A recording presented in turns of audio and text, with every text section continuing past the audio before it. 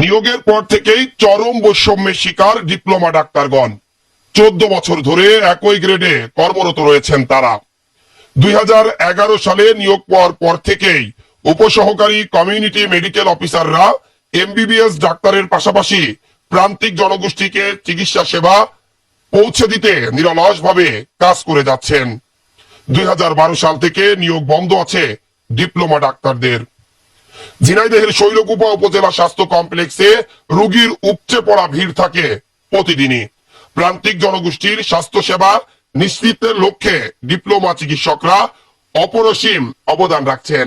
তারা নিয়মিতভাবে প্রতিদিন গড়ে এক একজন ডাক্তার প্রায় 100 জন করে আউটডোরের রোগী দেখছেন। এর মধ্যে শিশু রোগ বিশেষজ্ঞ সহ বিভিন্ন বিশেষজ্ঞ ডাক্তারগণও রয়েছেন। ডিপ্লোমা ডাক্তারগণ আমাদেরকে বলেন, তারা 2011 সালে নিয়োগ পাওয়ার পর থেকেই একই গ্রেডে কর্মরত রয়েছেন দীর্ঘদিন ধরে। তারা সবসময়ই বৈষম্যের শিকার হয়েছেন। তবে এসব কথা মাথায় না এনে মনে কিছু আক্ষেপ থাকলেও তারা প্রতিদিন গড়ে 100 জনেরও অধিক রোগী আউটডোরে দেখছেন এবং তাদেরকে নিয়মিত ভাবে সেবা দেওয়ার জন্য তারা কাজ করে যাচ্ছেন। এ সময় অধিকাংশ ডাক্তাররা আমাদেরকে বলেন যে তারা নিয়মিতভাবে শৈলকুপা উপজেলা স্বাস্থ্য কমপ্লেক্সে 5 জন ডাক্তার আউটডোরে রোগী দেখেন। আউটডোরের বাইরেও তারা ইমার্জেন্সিতেও রোগী দেখেন নিয়মিতভাবে। এ সময় ডাক্তার রাহাত বিন কাজল বলেন, বিএমডিসি থেকে জি ক্যাটাগরিতে নিবন্ধনভুক্ত হয়েছেন তারা। এ সময় তারা যে কোনো ধরনের রোগীর রোগ নির্ণয়, ঔষধ লেখা ও প্রেসক্রিপশন দিতে পারেন তারা। কিন্তু এই সমাজের ডিপ্লোমা ডাক্তারদের নিয়ে অনেক নেতিবাচক মন্তব্য রয়েছে।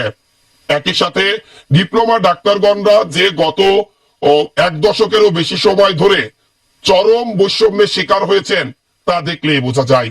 অন্যান্য ডিপ্লোমা গণরা তারা 10ম গ্রেডে উন্নীত হলেও শুধুমাত্র ডিপ্লোমা ডাক্তাররাই 11 গ্রেডে চাকরি করছেন দিনের পর দিন। কেন তাদের সাথে এই বৈষম্য তা তারা জানেনই না। অনেক ডাক্তাররাই আবার বলেছেন যে তাদের সাথে আসলে খুব সুকৌশলে এভাবেই বৈষম্য করা হয়।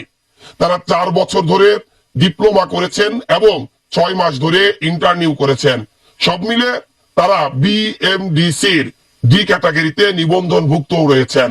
তাই এখন সময় তাদের এই বৈষম্য দূর করে একটি বৈষম্যহীন বাংলাদেশ গড়ে তোলা।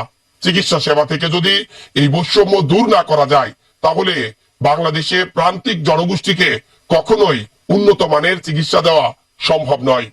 আর নিয়মিতভাবে যদি ডিপ্লোমা ডাক্তারদের আবারও নিয়োগের ব্যবস্থা করা হয় এবং তাদের যে নিয়োগ বন্ধ আছে সেটি যদি আবারও চালু করা হয় তাহলে ডিপ্লোমা ডাক্তারের সংখ্যা যেমন দিনকে দিন বৃদ্ধি পাবে, তেমনি গ্রামে এবং প্রত্যন্ত অঞ্চলেও কমিউনিটি ক্লিনিকের মাধ্যমে বা একই সাথে ইউনিয়ন পর্যায়ে যে কমিউনিটি ক্লিনিক রয়েছে সেগুলো দিয়েও উন্নত পর্যায়ের চিকিৎসা সেবা পৌঁছে দেওয়া সম্ভব।